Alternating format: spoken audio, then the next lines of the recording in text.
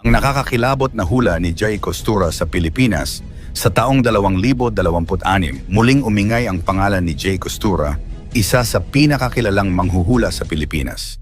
Marami na raw siyang prediction noon na tumama. Mga trahedya, issue sa bansa at pati mga pangyayaring ikinagulat ng publiko. At ngayon, naglabas siya ng 10 sa pinaka nakakatakot at pinaka-controversial na hula para sa taong 2026. Pang-10.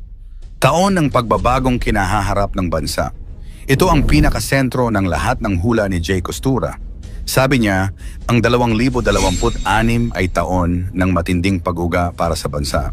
Sa pamumuno, ekonomiya, kabuhayan, pananampalataya, kabataan at mismong direksyon ng Pilipinas. Hindi raw ito katapusan, pero punto ng pagbabago. Ang linya niya na pinakatumatak. Ang Pilipinas ay hindi mawawasak, pero yayanigin muna bago itayo muli. Pang-9, paglaho ng isang kilalang artista. Ayon sa kanya, may isang napakasikat na artista o posibleng buong celebrity family ang biglang mawawala sa spotlight. Hindi sa dahil may issue, hindi burnout, hindi personal na problema, kundi dahil sa isang malalim na tawag na magtutulak sa kanila para iwan ang showbiz at mamuhay ng tahimik. At ang pananahimik nila ang magpapalakas ng mga haka-haka. Sabi niya, ang liwanag ng entablado ay pansamantala, pero ang kapayapaan ng loob walang kapalit. Pang-8, krimen at kawalan ng trabaho. Nakikita ni Jay na sa 2026, tataas ang krimen na konektado sa hirap ng ekonomiya. Maraming kabataan ang mahihirapang makahanap ng trabaho, mapapasabak sa illegal activities, magiging vulnerable sa scams at droga. Kahit probinsya, hindi ligtas. Ngunit sa gitna ng dilim, lilitaw daw ang mga grupo at volunteers na tutulong sa mga nawala ng pag-asa. Ayon sa kanya, sa hirap ng buhay doon nasusukat ang malasakit ng tao. Pang-7, digital na gulo at cyberwar. Ito ang isa sa pinakakinatakutan ng mga taga-subaybay niya. Sabi ni Costura, magkakaroon ng malawakang cyber chaos, pag-atake sa servers, data breach, pagkawala ng maraming accounts, pagkalat ng deepfakes, fake news na mas matindi pa sa dati, posible pang temporary shutdown ng ilang social media platforms. Ang tawag niya rito, ang kaguluhang hindi mo nakikita pero nararamdaman. Pang-6, bagong sakit, tahimik na mutation. Ayon kay Jay, isang bagong variant or mutation ng dating virus ang posibleng lumitaw. Tahimik, mabilis kumalat, at hindi agad napapansin. Magdudulot ito ng takot, pagdagsa sa ospital, sigalot sa gobyerno, pagkalat ng peking lunas online, pero may pag-asa pa rin. Sabi niya, sa bawat sakit, may bagong bayani na lilitaw. Pang-5, pagputok ng isang matagal ng tahimik na bulkan. Isa sa pinakamabigat na prediksyon. Isang bulkan na dekada ng tahimik ang biglang magpapasabog sa 2026. Dahil dito, malawakang paglikas, abo sa himpapawid, bawal lumabas, sira ang kabuhayan at epekto sa buong ekonomiya. Pero sabi ni Jay, pagkatapos ng apoy may bagong lupa na sisibol. Pang-4, mga bagyong sobrang lalakas. Ayon kay Costura, ang Visayas at Mindanao ay makakaranas ng sunod-sunod na bagyong napakalakas, kakaiba raw sa nakaraan. Magkakaroon ng malalim na pagbaha, isolated areas, pagkawala ng kuryente, mabigat na pinsala. Pero pagkatapos ng unos, lilitaw ang kabataan, volunteers at bagong leader na may malasakit.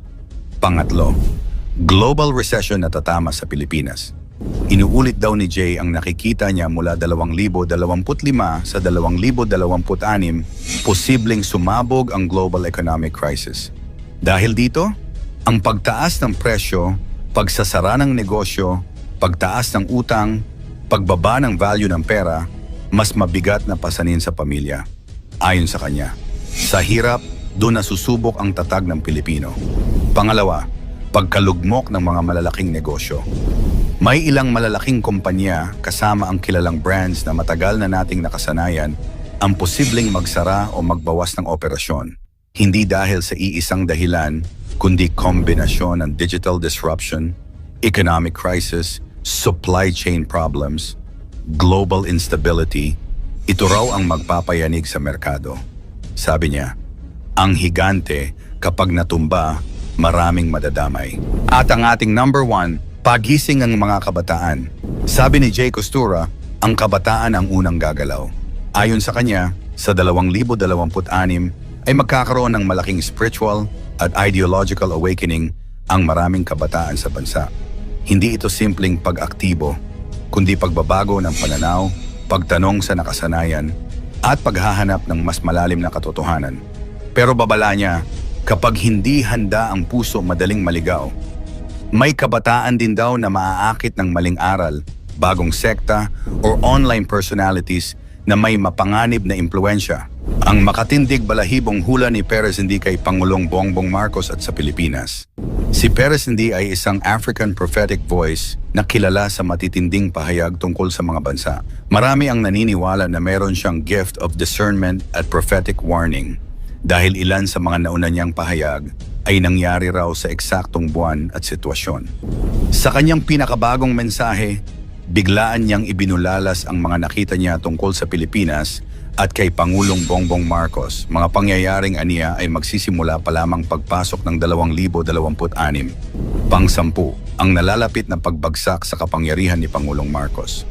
I'm seeing the people turning against you, especially in 2026.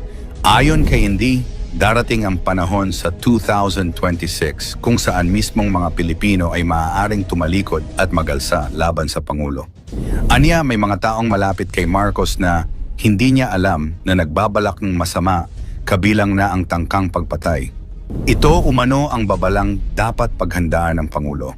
Ang posibleng pag-uga ng kanyang pamumuno at ang unti-unting paglamig ng suporta ng mamamayan.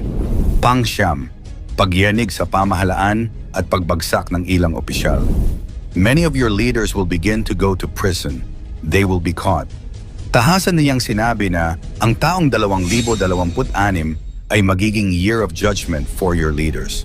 Ayon sa kanya, maraming nasa pamahalaan ang masasangkot sa iskandalo, masasampahan ng kaso, at makukulong dahil sa mga lihim na matagal nilang tinatago.